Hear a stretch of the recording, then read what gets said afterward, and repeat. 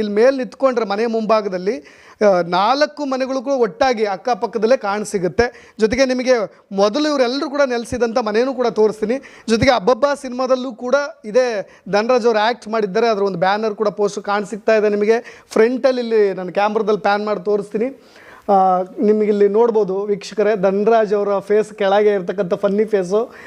ನಿಮಗೆ ಅಮೃತ ಅಯ್ಯಂಗಾರ್ ಅವರು ನಟಿಯಾಗಿ ನಟಿಸಿದಂಥ ಸಿನಿಮಾ ಇದು, ಕನ್ನಡದ ಅಬ್ಬಬ್ಬಾ ಸಿನಿಮಾ. ಆ ಸಿನಿಮಾದಲ್ಲೂ ಕೂಡ ಆ್ಯಕ್ಟ್ ಮಾಡಿದ್ರು. ಜೊತೆಗೆ ಈ ಮನೆಯ ಇನ್ನೊಂದು ಕೊಠಡಿಗೆ ನಾನು ಬರ್ತಾ ಇದ್ದೀನಿ. ಜೊತೆಗೆ ಇಲ್ಲಿ ಜಗಚ್ಚಕ್ಕಿ ಅವರು ಇದ್ದಾರೆ. ಇವ್ರ ಜೊತೆ ನಾವು ತುಂಬ ಮಾತಾಡೋದಿದೆ. ಇಡೀ ಕನ್ನಡಿಗರ ಪ್ರೀತಿಯನ್ನು ಗಳಿಸಿರ್ತಕ್ಕಂಥ ಜಗಚ್ಚಕ್ಕಿ ಅವರು. ನಿಮಗೆ ಆ ಮನೆಯಲ್ಲಿ ನಿಮ್ಮ ಜೊತೆ ನಾನು ಮಾತಾಡ್ತಾ ಹೋಗ್ತೀನಿ, ತುಂಬ ಮಾತಾಡೋದಿದೆ.